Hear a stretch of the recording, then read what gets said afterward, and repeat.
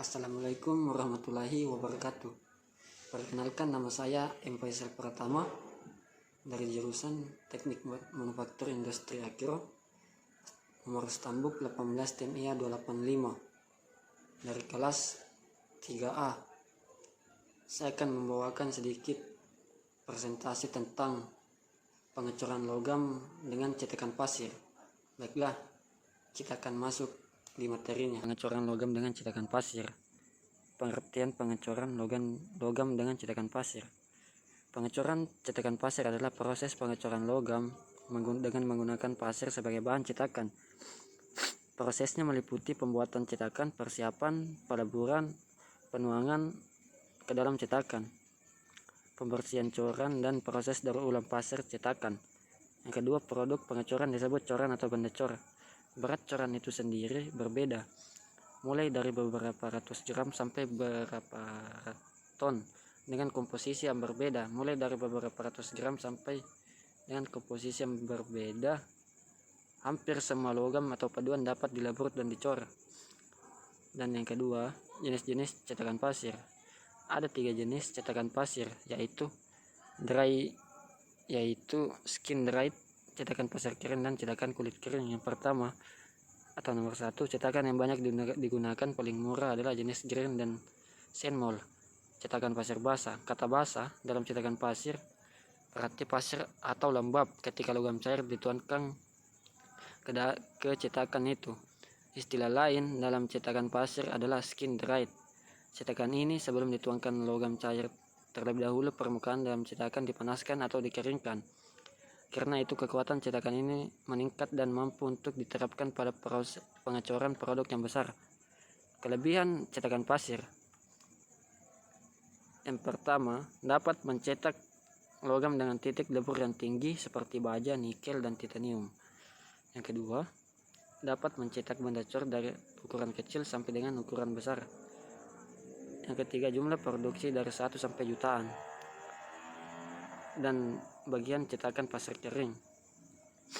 Cetakan pasir kering dibuat dengan menggunakan bahan pengikat organik, kemudian dibakar dalam sebuah oven dengan temperatur antara 204 derajat sampai 306 derajat Celcius.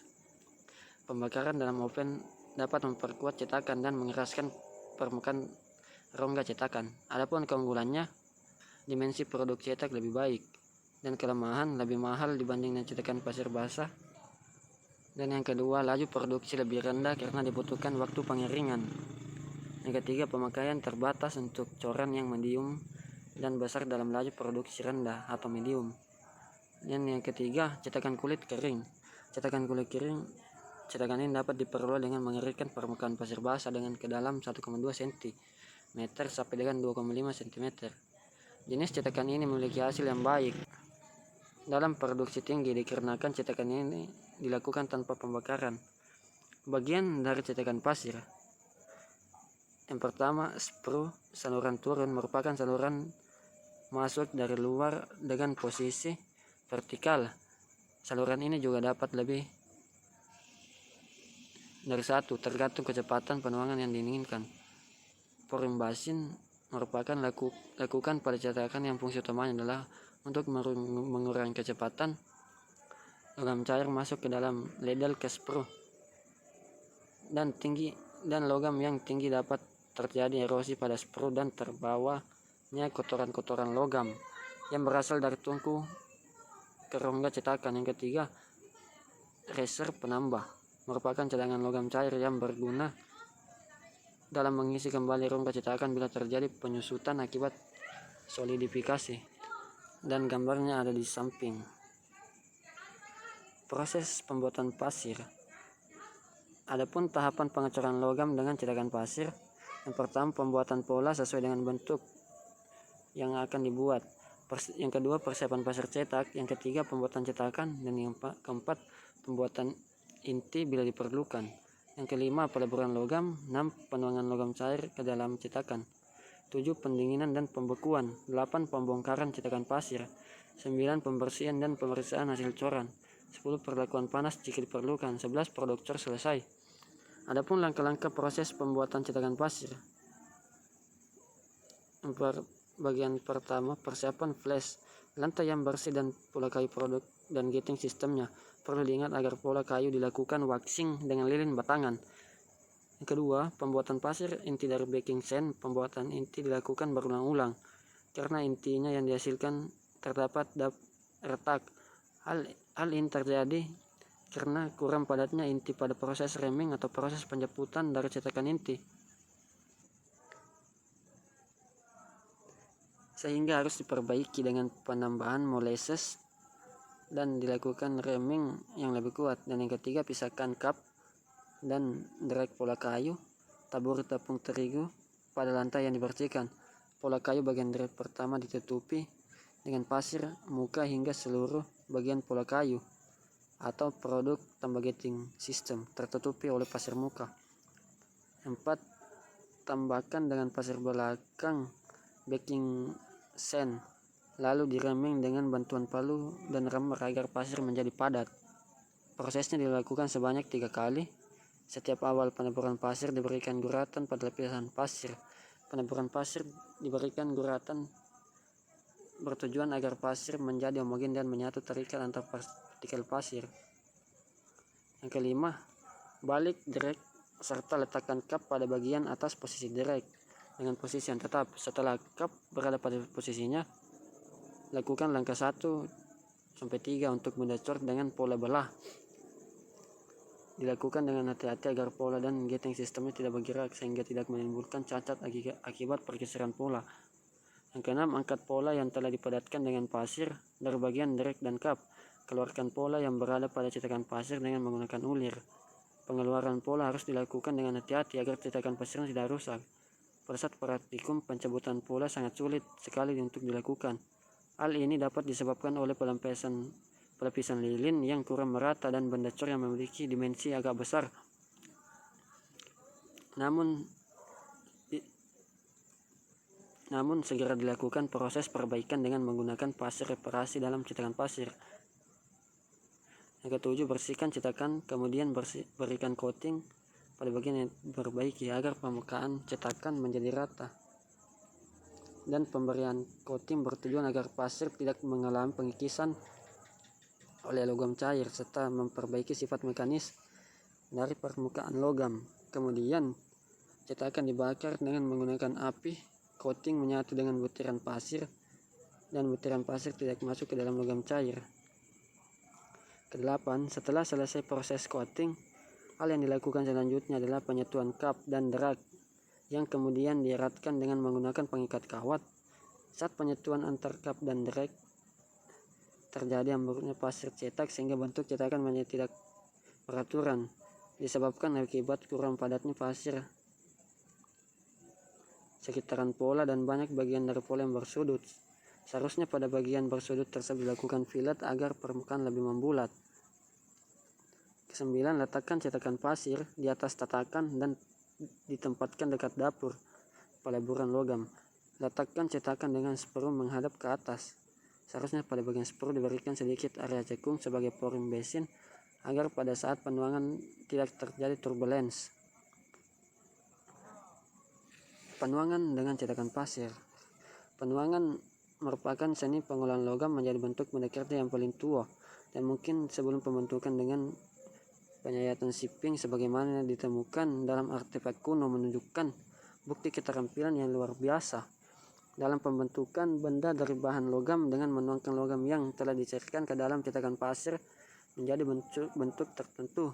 Pengecoran atau penuangan teknologi dasar otomotif dengan menggunakan cetakan pasir juga disebut sebagai teknologi yang menuangkan larutan cair dari logam secara hati-hati ke dalam cetakan pasir yang sudah dipersiapkan.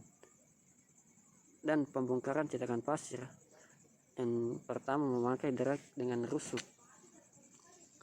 Tipe pengecoran drag dan kop dengan memakai rusuk banyak digunakan dan diikat dengan pin-pin. Tujuan memakai rusuk ini jika pengecoran sudah selesai dan pembongkarannya lebih mudah.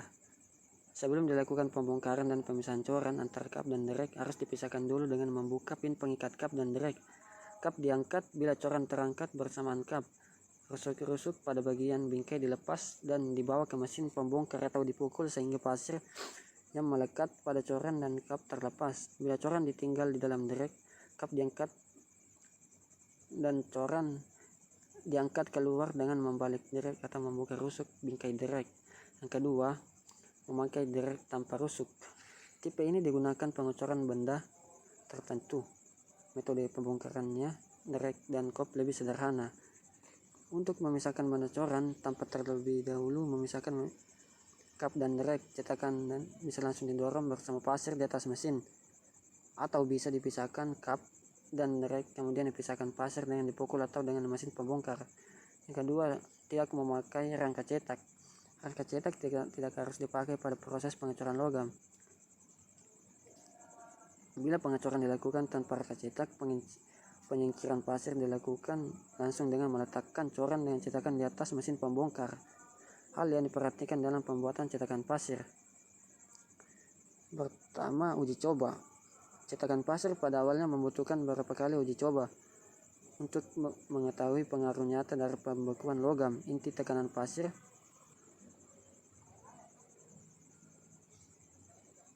dan pengembangan cetakan, kecepatan tuan dan penyusutan. Yang kedua, keterampilan operator. Hasil cor merupakan perpaduan antara rancangan, desain, dan persiapan dengan keterampilan serta pengalaman pelaksana. Yang tiga, konfigurasi bentuk. Cetakan pasir tidak sesuai untuk bentuk panjang berpenampan tipis, dan hal yang perlu diperhatikan untuk cetakan pasir. Yang keempat, efek kulit jeruk atau kulit gel. Permukaan menjadi keras sehingga pahat potong lekas tumpul. 5. Penyimpanan cetakan. Tidak praktis menyimpan cetakan berukuran besar. Cetakan pasir yang disimpan lama merubah nilai karakteristiknya. Dan yang keenam, hasil cetak. Pasir dan kerak menutupi permukaan coran besi baja sehingga harus dilakukan pembersihan pada setiap hasil proses cetak. Dan perhitungan dimensi pola. 1. Kelonggaran pengerjaan akhir. Permukaan yang akan di mesin harus ditambah ketebalannya dan besarnya. Penambahan tergantung pada ukuran dan bentuk coran. Jenis